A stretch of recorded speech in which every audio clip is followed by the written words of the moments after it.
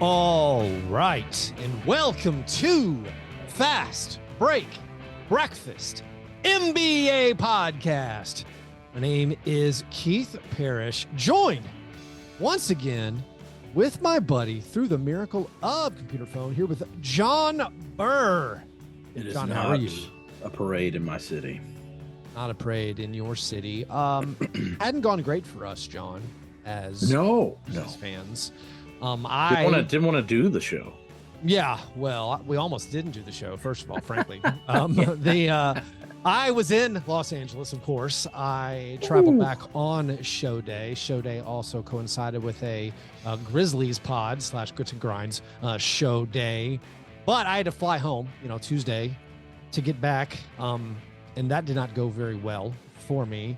Didn't check bags, did you?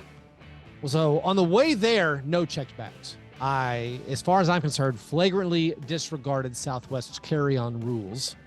I had 3 large items. Is that a flagrant 2? So I mean, again, I don't know. Flagrant 3? Someone was telling me, like, hey man, Southwest can be pretty hardcore about, like, they're now hard. They didn't used to be. Now, like, hey, 2 carry-ons. If you have, because I had like, you're over 6 feet tall and look like Ted Kaczynski. I'm pretty sure you can do whatever you want. I walk with the confidence of a tall white male everywhere I go, which opens a lot of doors. But someone said, "Hey, man, like, because I have the podcast equipment, which is a big black bulky security music instrument looking case. I have that. I have a big old backpack, like a kind of a camping backpack, REI backpack, not like the extreme, like I'm trying to go up a mountain or anything. I like those. Yeah, not one of those. But so I had a Sean Keen action. Yeah, I had a fairly large backpack. I had a big plastic heavy-duty suitcase gear box. And then I had another additional kind of like an athletic bag. I thought the athletic bag was kind of small. I was debating if they got onto me. I'm like, well, this is my purse. Because honestly, it was close to purse. So I figured I could do that. They didn't say anything. Also, the flight was like empty. The way their flight was empty. Like half the people. Because I flew out at 8 p.m. My objectives were to affect my family's / my wife's life as little as possible. So I'm like, I will leave at the kids' bedtime on Friday. I will return Tuesday during the day while the kids are at school, so I can even make it back to help for like pick them up at school. I was trying to. Yeah, but that weekend, that's the prime pain time. Well, yeah, weekends are rough as parents. I remember, I still haven't transitioned out of where I used to really look forward to weekends. Yeah, I still have that. And then, like, as soon as the weekend starts, I'm like, I cannot wait to go back to work. Yeah. The one thing about the weekend is the no alarm in the morning for waking up for school. Although I assume your kid is still young enough that the kid is the alarm.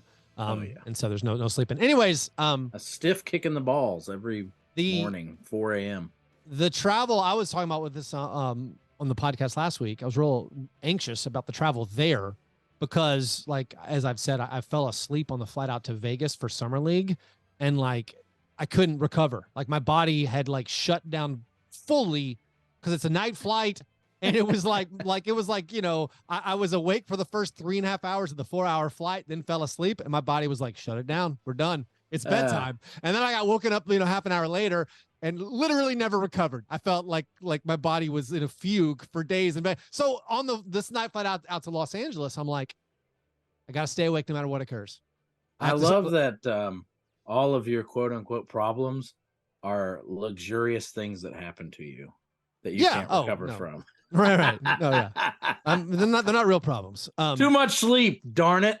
It wasn't, but again, it wasn't. It was like once the REM cycles, I think, kicked in and my body got so confused. Anyways, I'm this flight to Los Angeles, leaving Nashville at 8 p.m. I'm like, I just got to stay awake no matter what. Friday night in Nashville, it was raining pretty hard. Flight's delayed like 20 minutes. And I'm like, oh my God, that's probably the 20 minutes that breaks me. But anyways, I do stay up. I make it have a wonderful, excellent trip, but I have to come home on Tuesday. And again, it's podcast day. The Grizzlies are playing on Monday night, this game 4. They lose again. I've now seen them lose all 3 of their playoff games this playoff run.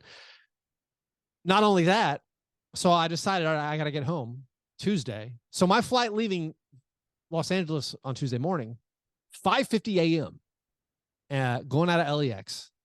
And so I'm like, I'm thinking, all right, there's probably no traffic that time of day. It won't be that bad. But I asked the people with like the concierge station at the hotel I'm staying at, like how much time should I grant? They're like, oh, you want to leave by 3:45. I'm like, oh my God. So I was like, all right, I'm waking up at 3:30 Tuesday morning. So Monday night I'm at the game. Does it go into overtime? Of course it goes into overtime. It do. And not only that, like there's the post-game stuff. I've already made up my mind, like I'm probably not sticking around to see which players address the media. Good news, no Grizzlies players wanted to address the media. But I'm like, all right. So I believe they no longer want the smoke. Yeah. So anyways, I know I have to leave this, but then here's a twist, John. On Monday, once I found out I have to wake up at 3:45, I'm like, it's just not worth it. I am going to change this. I got to change this flight. I got to find a flight that comes home.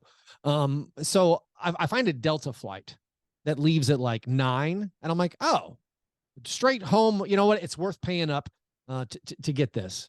So then a twist occurs after I've decided to change my flight. I find out on Monday afternoon. This is shoot around before the Grizzlies game. I'm going to shoot around. I have to pick up my credential for shoot around. When they ask for my ID, I don't have my ID.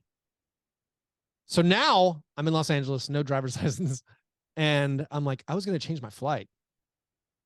I can't buy a plane ticket 18 hours before a flight and then show up with the airport with no ID.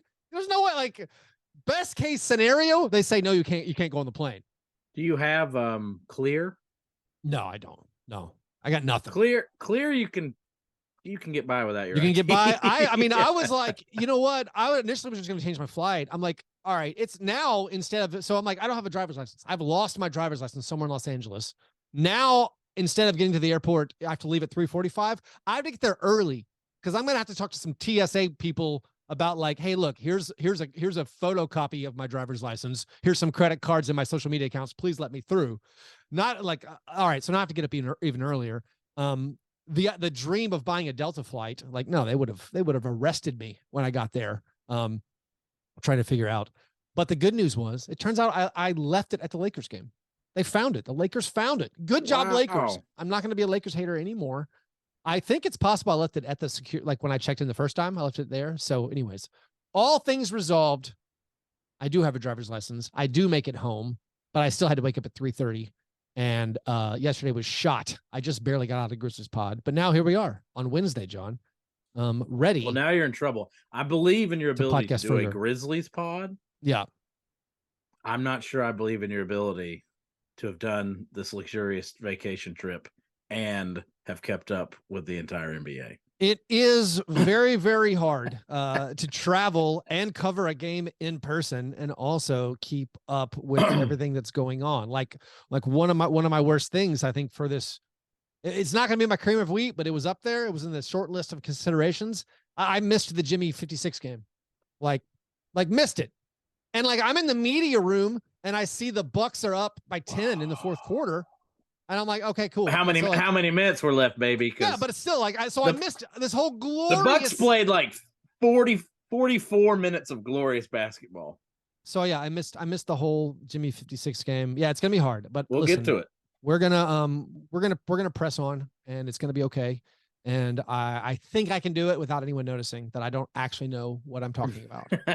Been doing on the bright years. Side. Did you miss Devin Booker's almost as brilliant 47-point game? Yes. Yeah. Okay. Again, like I was tired before the trip. I woke up at 3:30 on Tuesday, and there's a game tipping off at 9 p.m. Sorry, Clippers. I missed the end of your season. I did see part of their game in person. I went to Clippers Suns on Saturday, like a regular pedestrian, as Dylan Brooks says. I bought a ticket, set lower bowl, wasn't expensive. I waited last second. I actually bought it in the first quarter. So it turned out pretty well. That was fun to see. But anyways, we'll get into more of the basketball and such. But of course, we need to start the show with our breakfast. John, what is your breakfast? What was your breakfast? I mean, I had a long journey myself this morning. Yes. And long journeys, you've got to find the stuff along the roadways that make it all worthwhile. And I know, politically, not the best move, but Chick-fil-A, seeing that Chick-fil-A so good on the exit sign. Although I will say, I do think I have now in my chase for 300 pounds have gone to Chick-fil-A too many times in the past 2 years. Yep. And it no longer the flavor isn't like a because it was like a unique sensation biting into a Chick-fil-A. Yes. And now I'm just like, oh yes, good Chick-fil-A. But it's no longer like, wow, how did they do that? Which is how I used to be. I mean, that's the trick. Our senses grow deadened. Our nerves need more and more titillation. Because like I'm with you, where Chick-fil-A used to be rare. It was like, whoa, we're in a city with a Chick-fil-A. We'll check it out. And so you're eating Chick-fil-A twice a year. You're like, and this thing's incredible. Right. Then like when one opens up near you and you go to Chick-fil-A like twice a month, you're like, oh, it's pretty good, but it doesn't blow your mind anymore. I've stopped going totally. I'm once again, I've put up my moral standard of like, it's not for me. I'm not going. I did see, I think the largest Chick-fil-A I've ever seen in Los Angeles, downtown Los Angeles. There was like a huge one that had like gates of heaven style architecture going in to this one in downtown Los Angeles. But my breakfast today, as I try to recover, just a little bit of fruit, make myself a very simple omelet, a couple of eggs, a little bit of was it a cheese blend, very fancy Kroger cheese blend. There you go. Maybe some cheddar, maybe mozzarella. Yeah, we need a lot of self-care in these trying times. We really do. At least your playoff stuff. I have some personal things happen. Almost none of my playoff hijinks went off. I ended up seeing. Oh, right. You were planning to travel everywhere. That was your parfait away. And I didn't get to go. I did go to one Memphis home game. Luckily I did watch so much basketball. Yeah. I finally took a bleakness break last night. Yeah. Watched nothing. Watched the highlights this morning before I left as best I could. But I had to do a bleakness break, which happens sometimes when your team is on the precipice. But I'm back. I'm ready to support yet again. But and to be totally honest, I am just as depressed about the Warriors coming back and making it 2-2 as I am anything else. Yeah. So which will lead me to my apologies. Well, let's do it. So we've set our breakfast. Now we can move on to our breakfast in bed apologies. This is our chance to make right what we might have gotten wrong in a previous episode. It's frequently the first time we talk about basketball. John, what would you like to apologize for? It could be to the Warriors, which through various sources I've heard, I've gone too far into the brink of hysteria on the Warriors as of late and need to dial it back a bit. It could be to the Warriors, who have battled back against the Kings of all people to make it a series, still not winning any games on the road. But anyways, I really owe a larger apology to LeBron James, who I've always given an unbelievable amount of guff to, particularly about his personality and who he is as a person, which is a pretty terrible thing to give people guff about anyways, but I've always felt it. But the way he's handled himself in light of all the Dylan Brooks-ness of it all, I actually think is a credit to him. And it could be a lot worse. And the fact that he has kind of diffused the situation when he could have exacerbated it post games now. I mean, you might counter that, he took advantage of a situation by rolling around as if he was actually shot in the testicles. But, his bears were poked, but I don't know if they were poked that badly. Right.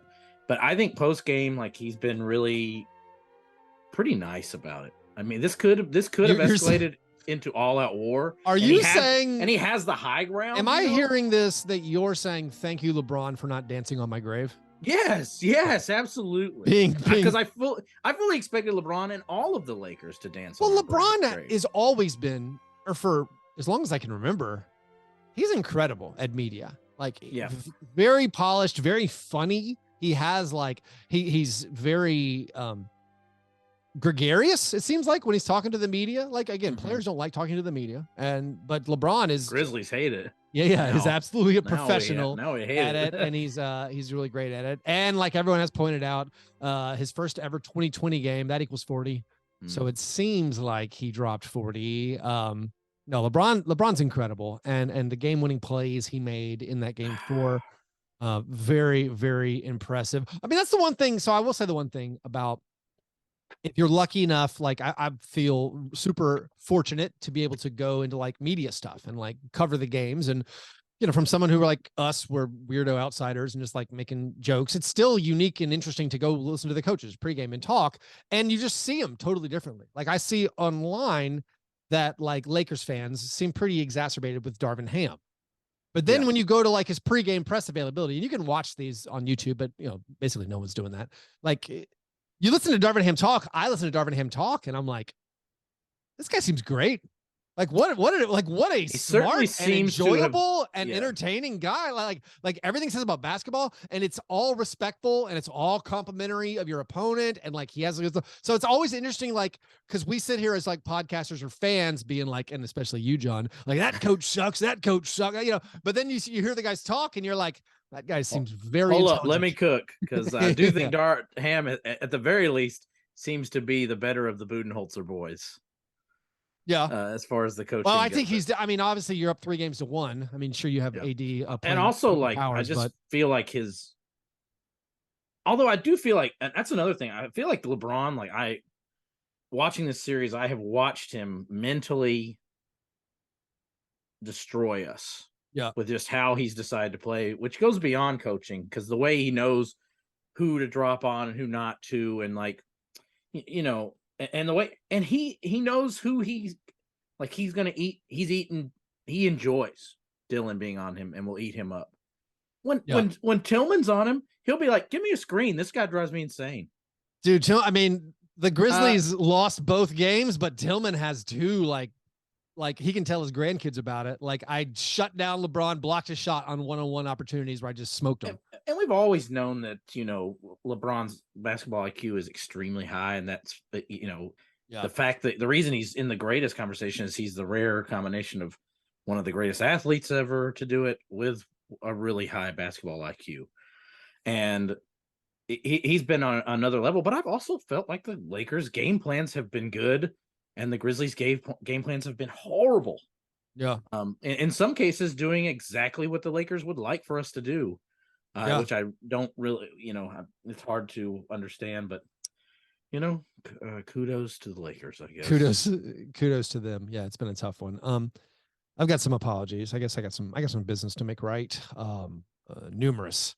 I mean, I will apologize for missing Jimmy Butler's 56-pointer. I will apologize to our Patreon supporters for not posting everyone's picks for Stone Cold Locks, where we all made our predictions. I'm going to do it. I'll put the spreadsheet up soon so we can laugh and point and see how poorly everyone did at the first round. I mean, if anyone like aced this first round, I'm looking into them for psychic abilities. I mean, we're right now on the verge of having the seeds for the second round could be a 1 seed, 2 seed, 3 seed, 4 seed, 5 seed, 6 seed, 7 seed, and 8 seed. Yeah, I mean, I really want to talk about this in our cream of wheat worst of week, but I feel I'm picking up what you're putting down. What is it? So I have a number of friends who scold me and make fun of me and my very existence because I even deign to pay attention to regular season basketball. Turns out this is such a painful confirmation of everything they say. Yeah. And I've felt kind of foolish all week because I am enjoying watching the playoffs, but it leads one to be like, but why do I watch anything else? It's its own thing, man. This is like, I just got to I tell them it's a lifestyle brand. I don't know. I mean, I only have like the vaguest knowledge of European soccer and like Premier League soccer, but it kind of seems like it's like if you cheer for one of those big clubs in England, the regular season is the Premier League, and then the UEFA Champions League is like maybe the playoffs or something. It's just totally. It's like all of a sudden Jimmy Butler's amazing again, or all of a sudden like, oh, the Warriors were terrible all year. Well, guess what? They've been resting their guys for the Champions League. Or it's like they're not using the real strategy in these games, and now it's like. But you know what? Honestly, the way they do it, that makes a lot more sense than the way the NBA does it, because it actually does make the regular season count more, and you have to be extremely strategic when you rest players for those Champions League games. So you really can't afford to rest them elsewhere, or else you're not going to be at the top of the table. That's what I'm saying. They're totally different things. It's like because now we have, I mean, 16 teams, the Grizzlies now 2 years in a row, where it's like, I mean, the Grizzlies, there's a little more nuance, more context. There's no Steven Adams and Brandon Clark when they were already shorthanded kind of in the front court. So like that's a big one. But like you're saying, yeah, it doesn't seem like there's a lot of, the regular season seems less and less valued. And now looking at these playoffs, you're like, oh yeah, those guys have the more famous players, and they're in fact the Lakers with Anthony Davis and LeBron James, in fact, good. We were laughing about the awards games limits, the games played limits they were putting on there. Yeah, but to me, it's almost like, man, maybe they really do see the writing on the wall with an issue that is developing. Because they're looking into they're peering into these numbers in a much deeper, more detailed fashion than we are. So they may see a problem that we're only just beginning to. But it's fun, like when you talk to serious fans who aren't totally obsessed, you can get some very profound analysis of just big picture stuff like that. And I think that it's fruitful to listen to stuff like that. Like, and if that becomes a huge problem, I finally understand why the league's doing it and why they're doing something that we find so ridiculous. It's like, oh, perhaps this is necessary. Perhaps they do need players to play 65 games for an award to change the entire culture of what they're doing. Yeah. I mean, I have long identified as like a regular season NBA fan. Mm-hmm. I adore the regular season. I like the playoffs, but I love just the joy of the 6 months of watching the games every night. And like, I like cheering for regular season stuff. It's I think it's one of the reasons I'm so passionate about like continuing anti-tanking reform and rewarding teams every time they win a basketball game. That should be the goal. Also, it's made me think now that it's come out that Kawhi Leonard has a torn meniscus. It's going to be out for a while. It's made me think, if in fact the Grizzlies season ends either on Wednesday night at the Grizzlies Nashville watch party, please no, in Game 5, or hopefully at the very least on Saturday in a road game, maybe an off the wall roster building idea for next year. Let's trade for Kawhi Leonard. Let's just have him. Let's just have him on ice, recuperating all year. Let's say you can play road games in California. Just hook up with us, maybe post All-Star game. You just circle the 8 games you're going to play, and then playoffs. If you're healthy, like I'd rather take the risk that Kawhi Leonard is healthy against the odds of maybe this player will develop. So my favorite hockey team did that one year. Oh yeah, they traded a first round pick for Peter Forsberg. Uh-huh. A broken down badass legend. Yeah. Didn't work. Did I blame them? Do I regret it? Absolutely not. Was fun. Yeah. That playoff series that we lost, we went for it. No hard feelings. I think I like that better than like, let's trade 4 first-round picks for OG Anunoby. Right. Would you rather trade 4 first-round picks for OG Anunoby, or I don't know, maybe pack some stuff together, maybe get some Tyus Jones, Brandon Clark. He's rehabbing the whole year. Maybe throw in Zion Williams and what do you need? What are we trying to do here? We're trying to, at this point, we're now trying to win. We're trying to win a championship now. Well, we're trying to win 2 playoff series is the new goal. Next year we're trying not to lose the higher seed. That's all we're going for. I didn't want to say it, but I'll laugh. Oh, all right. So we're still doing apologies. Another. I can just keep going for another error. This is one where I'm not apologizing for you, John, but I thought about saying something during the show. I chose not to. I panicked. I doubted myself as far as my knowledge of vocabulary. Right. You said last episode that we were together. Mollify. You said mollify. Immolate, probably. Oh, you could have. It could have been immolate. Some people thought maybe you meant mortify. I mean, like I was like confident. The context, I'm like, that isn't mollify means to appease or whatever. Right.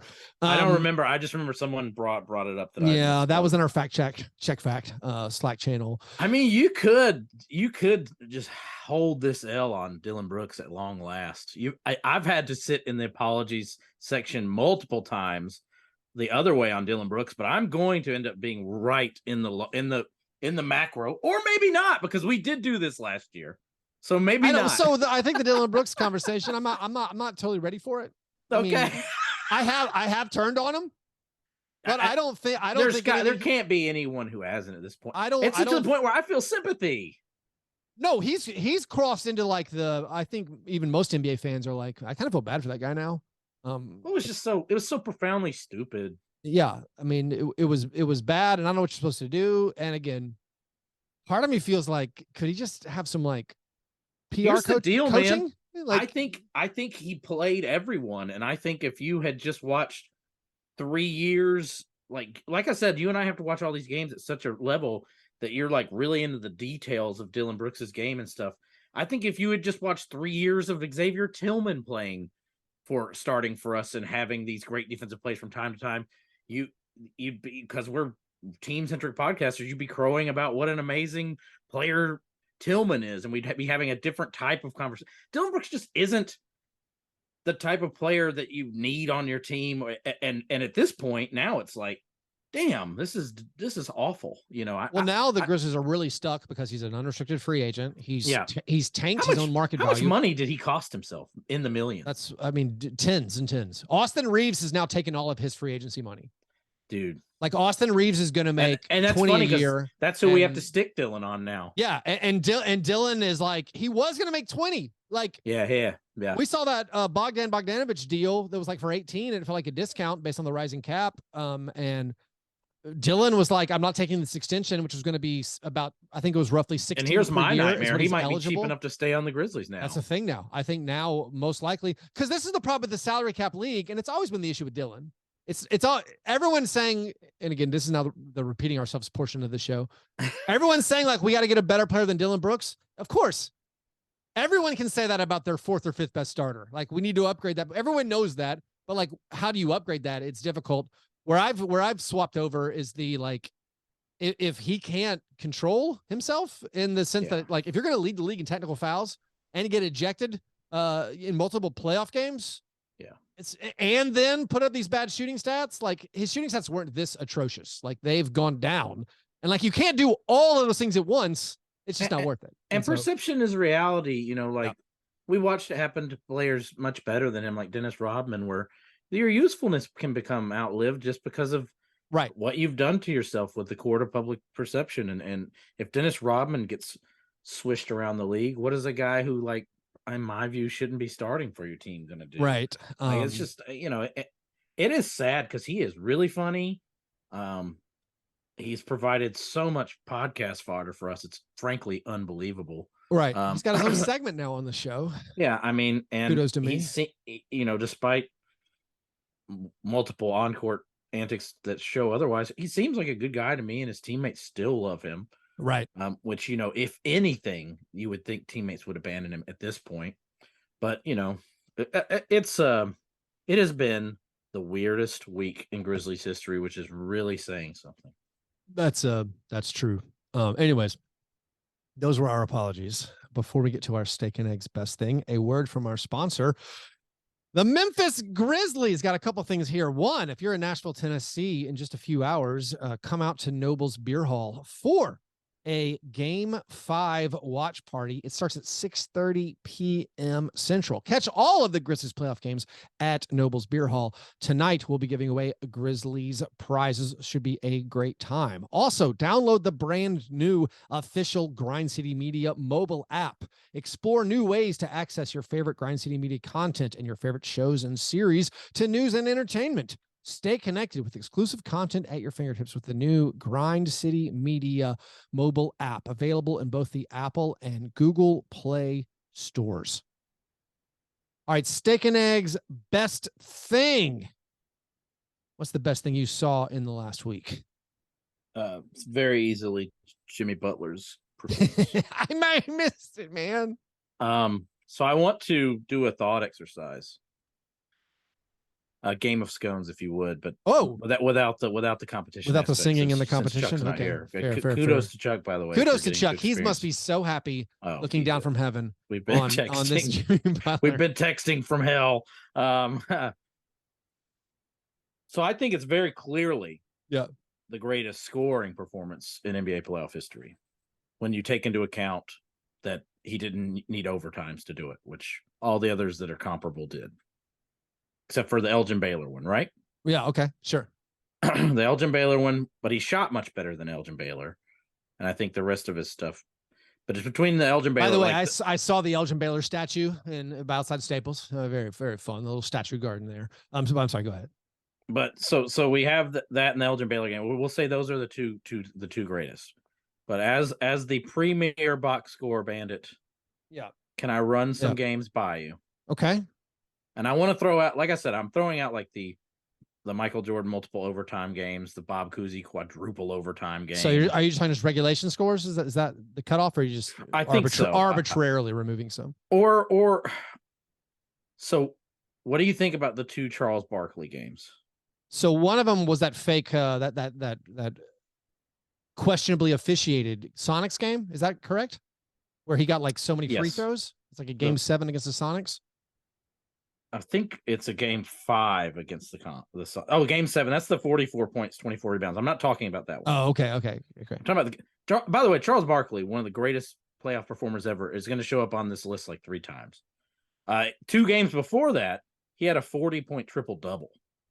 Yeah. With 43 points, 15 rebounds, and 10 dimes. All right. So I'm looking now. We got this. So I don't even know this game. All right. Is Jimmy Butler's more impressive than that?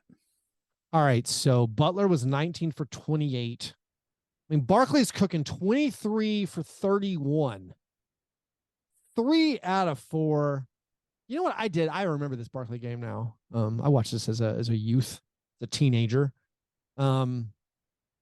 56-14, 4 assists, 3 steals. Yeah. That's later on the list, but yes, that's against the Warriors. That one might be even more impressive. That's where he shot 75%. Oh yeah, I'm sorry. So those are Barkley's 2 best. Do you think Jimmy's are better than Barkley's 2 best? No, I don't. I think that Barkley's Warriors game is better. Okay. So we have the second best performance so far. Yeah. Do you like it more than, and people may get mad at me for even bringing this up, the John Stockton 24 assists, 23 points game? Yes, I do. He also hit the game-winning shot in that game. Yeah. But so did Jimmy Butler for all. But also, I've never seen you. I'm just looking at raw box score here. I haven't even watched the game. I just seen the highlights. Okay, well, here's a game that you can remember. The Tim Duncan almost quadruple double game. No, here's the thing. I was on a mission trip for that entire playoff series. Also relieved I never saw it, because that's the stats from that series are so gross. Okay. The poor Nets. I even like that. I remember, I know you haven't seen this game. Yeah. And you didn't see the Jimmy game. So this is purely box score. Purely box score, sure. So what do you think of that? This box score? 21 points, 20 boards, 10 assists, 8 blocks versus Jimmy's game. Oh. I mean, the 8 blocks is special. It really is. Yeah, I got to go with that one. Okay. So we're at third best. We're breaking this down. Okay. So I want you to ignore the fact that he scored 25 points to end this game, and just you remember the LeBron game 7 against the Pistons, Eastern 2007 Eastern Conference semis. Scored all those points in a row. Is this the one? Yes. Okay. Do you think that one compares?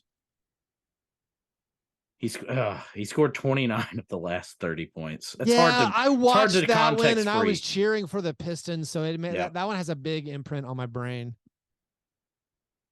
I'm actually looking at this. Here's something. I don't want to shake you up, John, but I'm looking at this basketball reference thing.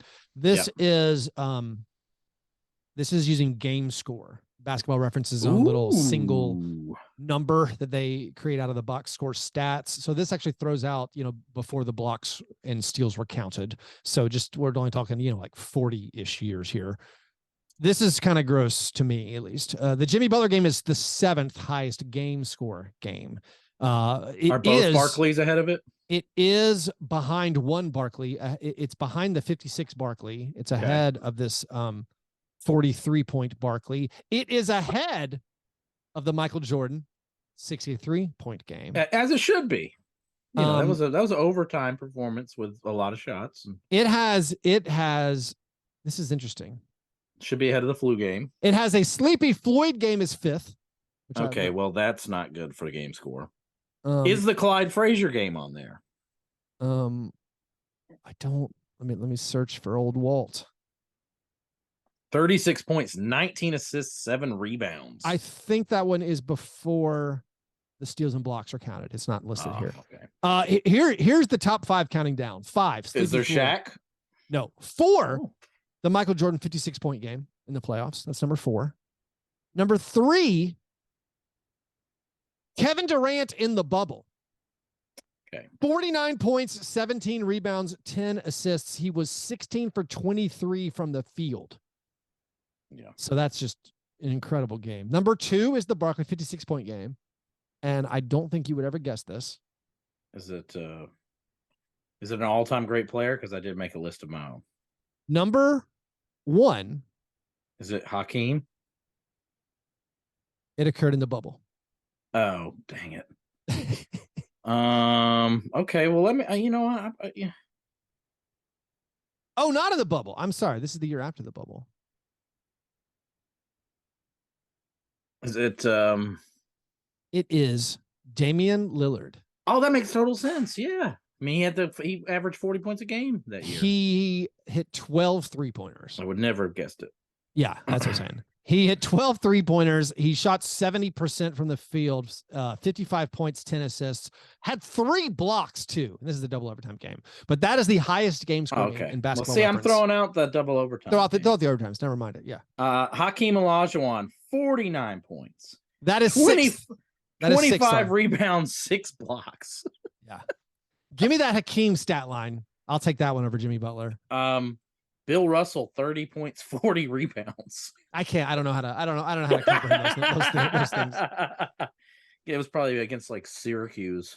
The Syracuse Nationals. Certainly the entire the entire list of great playoff games, Jimmy Butler's on it. Okay, let's throw to me the greatest playoff game. I will say no, that Jimmy Butler's is not there, but I would like to know what you think. Magic Johnson, 42 points, 15 rebounds, 7 assists. I'm taking out all the context. Just the context. It's got to be for that one. It's got to be the finals, and that's the finals. First time he's ever played center. That one I watched it on HBO, a dramatization of that one. So I'll give it to that.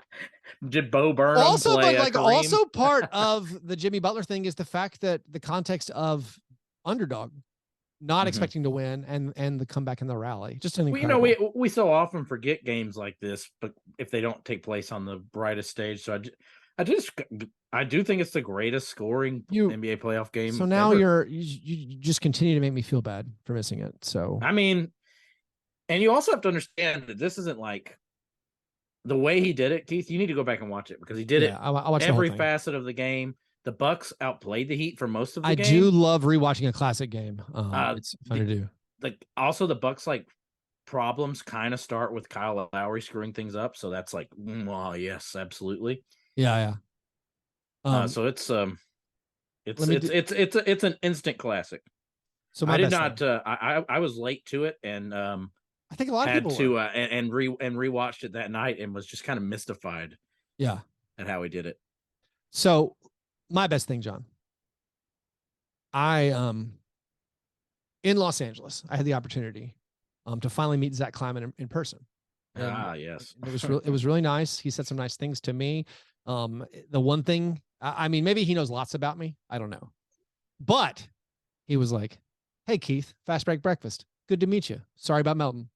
What a generous, lovely thing for the man to say. But then I also love knowing that's hopefully the one identifier that I have in the world. Also, at this point, I was like, don't worry about it. Melton's missed a lot of shots in the first quarter of the Sixers Nets game. Zach thought that was pretty funny. And then, but here's my real best thing. In this game, this closeout game, Melton goes off. He basically hits all his shots. After I finished talking to the Grizzlies GM, Melton finishes. He scores 15 in the fourth quarter. Like he do. To put the game away. Like he do. The Sixers have advanced, and now this is Melton's second career 15-point fourth quarter in the postseason. A man derided by Grizzlies fans as not a 16-game player. He now has. What? Where did that come from?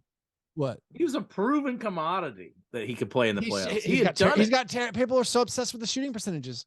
Terrible postseason shooting percentages. Give it up. Yeah. So now Melton. Here's the list of players who are still alive in the playoffs, who have scored 15 points or more in the fourth quarter of a playoff game multiple times. LeBron James, Kevin Durant, Steph Curry, Chris Paul, James Harden, Donovan Mitchell, Jimmy Butler, Jaylen Brown, Jamal Murray, Kawhi Leonard, Chris Middleton, Ja Morant, Klay Thompson, Russell Westbrook, Trae Young, Jason Tatum, and DeAnthony Melton. Every other one, we're talking Hall of Famers / All-Stars / starters. I think the only one is Jamal Murray's never made the All-Star game. Wait, did he make it ever? I don't think so. So but he's so awesome. I think Jamal Murray's the only guy on that and list. He's a absolute never make the All-Star game. Plus DeAnthony Melton. So 50 points in a playoff game. Yeah. So my best thing, DeAnthony Melton, cheering for you, buddy. Nice work in that playoff, coming through in a game where the Sixers had to win. And now so we have the Sixers. Sixers have advanced, and they're just going to wait for the wait for the Celtics. The Celtics got ice trade on Tuesday night. Trae Young, who we were looking at to be like, can you do anything good this playoff series? Because you were so bad last year, man. He came through with his back against the wall with no DeJounte Murray.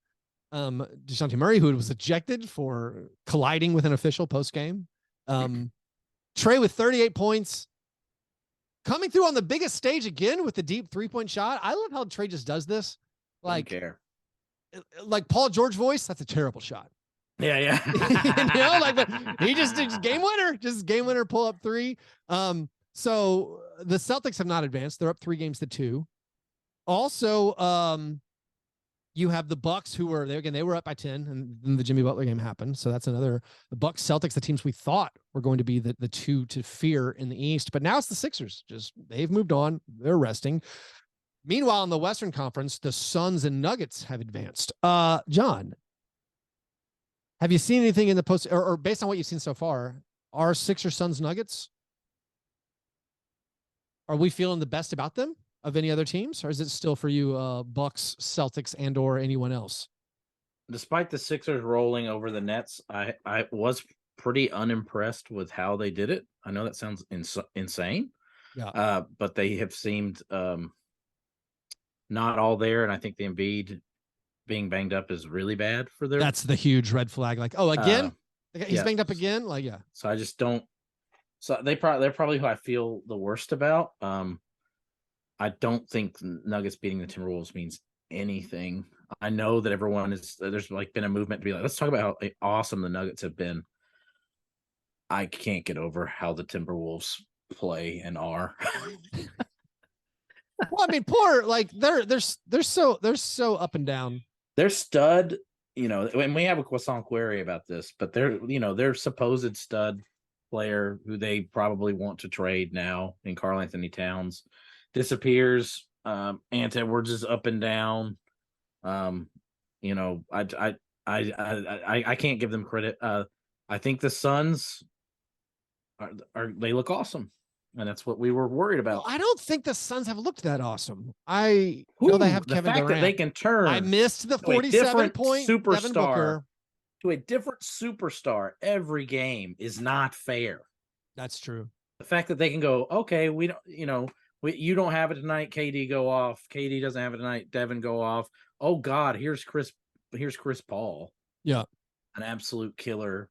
Come playoff time in the latter half of his career, it's just not fair. Are they gonna let Suns Nuggets start soon? Like while all these other series are going 6, going 7. I would love for that to happen. They're not really, but give teams that blow out their opponents an added advantage. Yeah. Anyways, let's do our worst thing. So we did our steak and eggs best thing. The opposite of that is our cream of wheat worst thing. What's your worst thing, John? Well, I've already gone with my fears of a meaningless regular season. So why don't you go ahead and do yours? Oh, that's fine. I thought it was just going to be your worst thing is the Grizzlies are who we thought they were. So what we said all year, we knew that we talked about 16 game players. We may not have any. But yeah. John Morant's postseason numbers are so good. He's a 16 game player for me. I mean, I know he struggled last game. And I think I learned how silly some of my thoughts during the season of, is he really our best player, our most important player? Yes. Yeah. Yes, he is. I mean, Jaren's really, really good, but like, there's only one guy on our team that's basically like you can give him the ball in a playoff game and be like, I also think Jaren just isn't. I think he's still not fully realized. Oh no, Jaren's gonna keep getting better. Like, and that's and Bane's gonna get better. I think Bane's gonna keep getting better too. Bane's so hot and cold. But Bane's the type of player you can look at his stats and be like, oh my God, he destroyed him. But then when you watch the game, you're like, he had 2 quarters where he killed us. He was so bad. Yeah. So he's a really up and down player. And I actually still believe in the roster in many ways, despite Zach Kleiman falling apart as a GM or having a down year. I still believe in the roster. I still believe that this series is extremely different if you don't have the Dillon Brooks situation. I feel like I know we're down 3-1. 2 of the games, I felt like I think we're going to look back at this and it's going to be a big, if we get eliminated, which we likely will, we'll be like, wow, that could have been really different had a few things gone differently. The Grizzlies have been ahead in the fourth quarter of 5 of their last 7 playoff losses. They've been ahead in the final 70 seconds of 3 of those losses. Yeah. And we have a really hard time closing out games. And I think a ton of it has to do with Taylor Jenkins, Coach Killer. It's just, I don't know.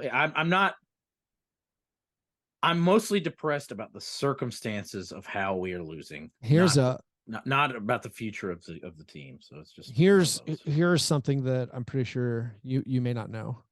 I just discovered this. Since 2010, the Grizzlies are 13th in number of playoff games. They have the 13th most playoff games in the last 14 seasons. Since 2010, they have the most overtime playoff games. Over 15% of all Grizzlies playoff games since 2010 have gone to overtime. It's a little fun fact. What's our record in those games? 6-7. Okay. We beat the Thunder a lot in overtime. Yeah. There was that one series where I think 5 of the 7 went to overtime. With the Thunder back in the day. Those were fun times. My worst thing, you've kind of alluded to it. My worst thing is the Warriors tied up the series despite themselves. Despite some hilarious challenges and Steph Curry pulling a Chris Webber. And wanted that to be how it went, but alas. Yeah. Also, I guess the injuries where you have De'Aaron Fox now going to play on Wednesday night with a slightly fractured, expected to play. That is, he has like a fragment of kinesiology tape on his finger. I'm not as worried about that as I. And also, this could be, much like I missed the Jimmy 56-point game. Once again, there's 4 games on Wednesday night. How are we supposed to enjoy them all? How, if we have a Grizzlies Nashville watch party, are we supposed to enjoy all 4 games at the same time? What's happening here? Let's move on to our croissant questionnaire. So those were our worst things. Before we get to the awards segment of the program, we have a single listener question, the croissant questionnaire. Drew asks, who is the worst player you could replace Karl Anthony Towns in the Timberwolves Nuggets series for the series? And it would I don't understand the question. Okay, sorry. Let me start over. Okay. Who is the worst player you could replace Cat in the Timberwolves Nuggets series, and the series would remain relatively the same? For example, if Xavier Tillman is starting at the 4 next to Rudy Gobert, are the Wolves really any worse for wear? Yes. Yeah, I think so. That's a horrible example. But that is a bad example, but I do think it's a fun question. I do think you could stick Andrew Wiggins there. Ooh, Andrew. Oh, well, Andrew Wiggins is a better fit. Yeah. I mean, also this town. I know. So Drew's a Timberwolves fan, and this is tough. Right. Like he's in it right now. There's no Jaden McDaniels, and then and like there's no Kyle Anderson. Like for this game, like you're missing important players. He's talking about the whole series though. But still, like you've missed Jaden McDaniels. And he's being really low on Cat, and I'm not ready to get that low on Cat, but I understand what he's saying. And I think it's an interesting thing. So I've thrown out Wiggins. I think that one works. Yes. I think that's a great one. Yeah, I agree with you, John. That like. What about? Let's stay on the same team. What about Draymond? Wait, if you swap Draymond for Karl Anthony Towns? Yeah. Yeah. The Timberwolves are better. Okay. What about, and we're sticking with fours here, I mean, you just picked a Hall of Famer. Julius Randle. Now you're picking all-stars.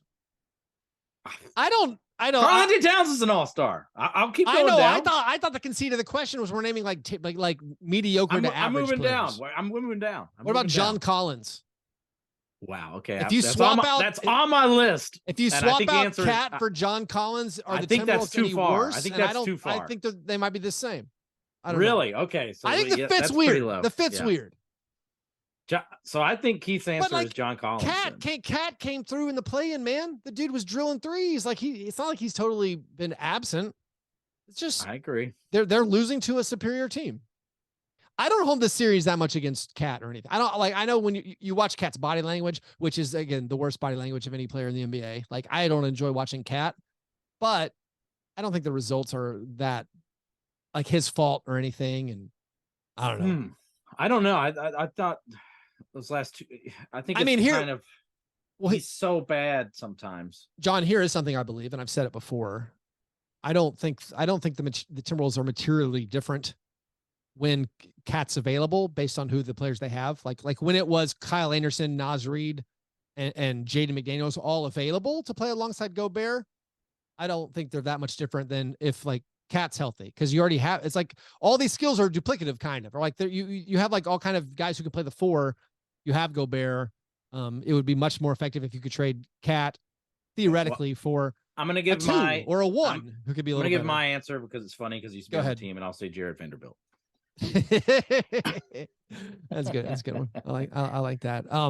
We don't have time for any more croissant questionnaires. Thanks, Drew, for the question. If you want to support our show, get involved with the games we play, get involved in the Slack channel. Here are the other things that I overheard in Vegas, not fit for podcasting. Join our Patreon community at patreon.com/fastbreakbreakfast. Support the show, patreon.com/fastbreakbreakfast. It is now time for the awards segment of the program, the International Stackhouse of Pancakes Award. It's given each week to the worst performance in a box score. We already did a thorough discussion over Jimmy Butler's box score, just on its own. Where does it rank in the annals of playoff history? Very, very, very highly. But this week, we have a lot of bad shooting performances to talk about. Our honorable mentions: Malik Monk, 1 for 9. Draymond Green, 3 for 14. James Harden, 4 for 18. And Tyrese Maxey, 6 for 20. Our 3 nominees this week. These are the worst performances in a box score. We're not using anything we watched in the games. Like if you watched the game, you would say Draymond Green's 3 for 14. It was a good game. Good game by Draymond Green. Very effective. Made a big impact on that game. But just looking at the box scores, here are the worst 3 shooting performances of last week. John, we have some doozies. Darius Garland. This is chronologically through last week. Darius Garland in a loss. 4 for 21. 10 points, 3 assists, 2 rebounds, 4 steals. That's pretty nice. 3 turnovers, 2 personal fouls. Then both of these games from Tuesday night. Nikola Jokic, who only shot under 50% twice all season before this game. 8 for 29. 21 misses for Jokic. 8 for 29, however, 28 points, 17 rebounds, 12 assists, 2 steals, 2 blocks, 2 turnovers, 4 personal fouls. And then Russell Westbrook. 3 for 18. 14 points, 8 assists, 8 rebounds, 5 turnovers, 4 personal fouls. So we have Garland, 4 for 21, 10 points, 3 assists, 4 steals. Jokic, 8 for 29, 28, 17, and 12. Russell Westbrook, 3 for 18, 14 points, 8 assists, 5 turnovers. That's assume we're tossing out Jokic. Do you agree? Yes. As funny as I think it would be to anoint the once and future king, Russell Westbrook, for coming back to earth after some amazing performances, individual performances, I think it's clearly Garland. All right, so let's talk this out. All right. Talk this out. I'm not saying I disagree with you. I'm saying I think it's very close, and I haven't made up my mind. So Garland, 4 for 21. I mean, 4 for 21 is special. Wretched. 10 points. The 4 steals are very strong. 3 turnovers, 3 assists. And then Westbrook 3 for 18, but also the 5 turnovers pops out to me. 3 for 18, 14 points, 8 assists, 8 rebounds, 5 turnovers.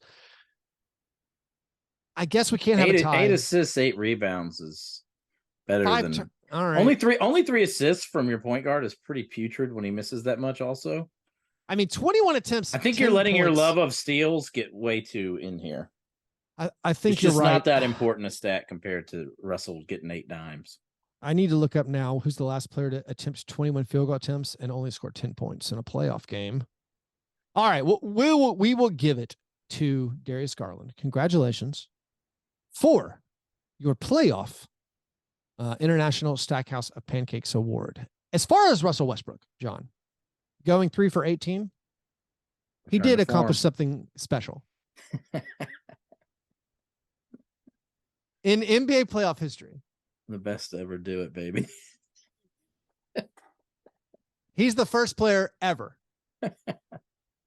to have 3 games in his playoff career where he's attempted at least 18 field goal attempts and made 3 or fewer. Kobe. The only player since the merger to have multiple games of at least 18 field goal attempts and making 3 or fewer. We have James Harden, John Starks, and Russell Westbrook. And Russell Westbrook did it twice this series. Hell yeah. Those 2 guys, Harden and John Starks, only did it twice. Westbrook now has 3. In all of NBA history, the only players to have multiple games in the playoffs with at least 18 field goal attempts and 3 or fewer made field goals. Maybe Kawhi just didn't want to watch this stuff. We're talking Westbrook, John Starks, James Harden, and then Chick Halbert, Bob Cousy, and Jim McMillan. By George, Bob Cousy probably made 29 free throws in that game you're besmirching. Yeah, I was disappointed Joe Fulks didn't make this list, but there ain't no way Joe Fulks ever walked out of the arena with only 3 makes. Hell no. That man was putting up 40, 50 shots a game. Anyways, John, kudos to me. What is your kudos to me segment named after Dylan Brooks? I mean, Dylan Brooks got 4 assists in the first half against the Lakers in game 4. Kudos to him. What is something that you would like recognition? What's your kudos to me, John? I mean, I think this is the titular kudos to me. Kudos to me for Dylan Brooks pegged. just a completely self-destructive player. You don't want him on your team. I can't. Two straight years of him ruining our season. I mean, if some of the other guys would have come along with them last year in game 6, it was lining up in game 6. No one came along with them. All right, kudos to you, John. I hate to do it to him. He gave us the segment. Kudos to me. Here's a kudos to me. I discovered a new travel grift for the self-employed podcaster. Okay. Cozy up with the newspaper reporters, and you can score maybe some free Uber rides, maybe get some free meals. Because like the newspaper people are going to the game. They're going to the game, and I'm like, well, can I ride with you guys? Oh yeah, man. Yeah. So that's for all the self-employed podcasters out there paying your own way to various events. Just cozy up. Maybe the Washington Post will buy you a meal. You never know. Just cozy up with some newspaper reporters. You know they're going to know the catering. Let's see. Here is the list of NBA players in the postseason to attempt at least 21 field goal attempts and score 10 or fewer points. Oh, Basketball Reference is making me wait on it. The building. Oh, we got some classic names here. Is Kenyon Martin on there? The famous Kenyon Martin game. That was the same series. Was that up against the near quadruple double? That's a game 7, bro. Yeah. Yeah. So there's Kenyon Martin in the finals. Lou Williams on the Clippers had a 3 for 21. Then we have Michael Finley, Frank Johnson in 1982, Kelvin Ramsey, Dave DeBusschere, the famous Woody Salisbury. Dave DeBusschere, and apologies to the DeBusschere clan, and Don Carlson in 1947. Don Carlson for your illustrious assemblage for your Chicago Stags in the BAA Damn, Stags. Why did they change that name? Anyways, those That's our kudos to me segment. Finally, John, par fadeaway. What things are you looking forward to in the coming week? I don't want to jinx it, and we've been here before, but surely some form of legitimate upset is going to happen. Right. Surely, right? Please. Come on. The Heat are up 3-1. Now, that series, the notable thing besides Jimmy Butler's individual performance in that game is the Heat are making all their three-pointers. Mm-hmm. I think they're the first team ever to shoot over 40%. This is going to be a famous apology next week. I think they're the first team ever in four straight playoff games. Feel like they're shooting 40%. The Lakers, John, are shooting 26% from three. Oh, I guess just Rui's getting to me. That's in the last three games. No, I think the Heat are the first team ever in four straight games in the playoffs to attempt at least 25 threes and make 40% of them or more. So like the Heat are making an absurd number of contested three-pointers, and they were 27th in the NBA in contested three-point percentage this season. So the signs are there for the regression, and the Bucks to take it back. Did not play bad last game, but they just winning three straight is hard. So you get the Bucks. You know, that's you're looking forward to the possible upset. I mean, that's the same thing. Like mine's more. Can any of these guys down 3-1 do it? You would say the Bucks are the most likely. Let's rank the most likely to do it. We say the Bucks are most likely to come back. We have the Grizzlies down 3-1. We have the Cavs down 3-1. All three of these teams. I'll put the Grizzlies ahead of the Cavs. Okay. But that I'm a disgusting homer pig. I did my own personal probability on this. Like apparently I believe again, I'm just making up stats left and right today. I'm not going to fact check any of them. I believe the number is when the higher seed is down 3-1 in a series, they've won, I think 14% of them or 11%, 89 or 86% of the time they lose. Yeah. I did my own personal probability math. I'm like, I think the Grizzlies have a 54% chance of winning game 5. Okay. If they win that, I'm going to put them at a 44% chance in game 6 and then a 48% chance in game 7. If these occur, you add that up, that gives them an 11% chance of coming back from down 3-1. That feels right. 1 in 10. All right. 1 in 9. That might be there. Are you higher or lower on your probabilities there, John? I guess I'm lower. Okay. You're in your... Yeah, I'm afraid so. I just think winning 3 we got our bad AD game last game and we didn't capitalize. Yeah. I don't think we're going to get 2 more bad AD games. I think LeBron has played incredibly well. Even if Rui Hachimura falls off a bridge, they don't necessarily need him. Austin Reeves has played. Yeah, Rui had his bad really game well. last game. I mean, a real bad game.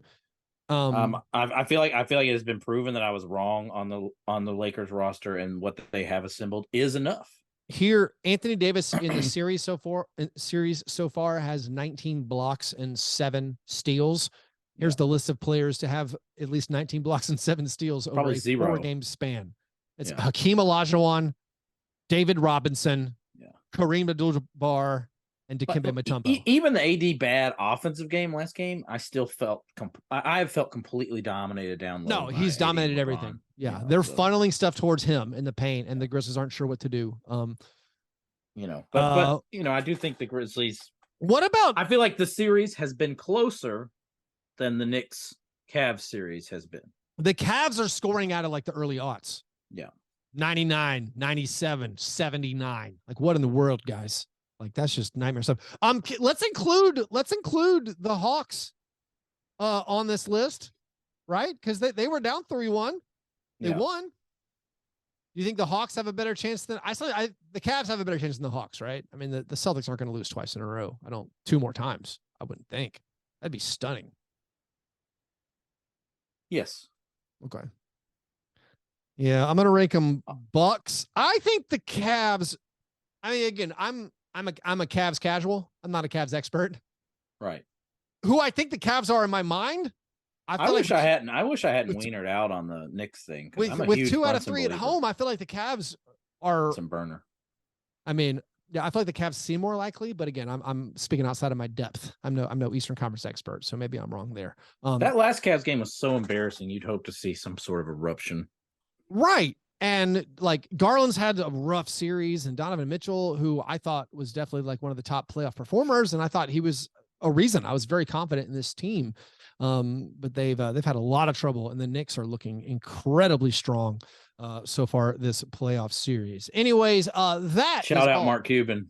We have time for today. If you want to support our show, do that at patreon.com/fastbreak breakfast. Like I said, don't miss the Grizzlies watch party at Noble's Beer Hall on Wednesday night. We'll also be back in case there is a game 6 and a game 7.